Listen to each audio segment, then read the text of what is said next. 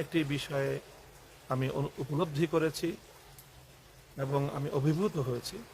সেটি হলো সরকারের সকল স্তরে, সকল পর্যায়ে যে সরকার প্রধান, যে আমিরুল মুমিনিন হিবাতুল্লাহ শেখুল হাদিস হাফিজাহুল্লাহ তাআলা ওয়ারাহ, আমিরুল মুমিনিনের প্রতি তাদের সকলের যে আস্থা, আনুগত্য, যে অকুণ্ঠ সমর্থন এবং যে এককেন্দ্রিকতার নেতৃত্ব, আমি মনে করি যে বর্তমান যে সারা বিশ্ব ব্যবস্থার প্রতি বৃদ্ধাঙ্গুলি প্রদর্শন করেও অথবা সারা বিশ্বের অসহযোগিতা সত্ত্বেও দিন দিন যে দ্রুত গতিতে উন্নয়নের শীর্ষ চূড়ার দিকে ধাবিত হচ্ছে ইমারাতে ইসলামিয়া, তার অন্যতম মৌলিক রহস্য হলো এটি।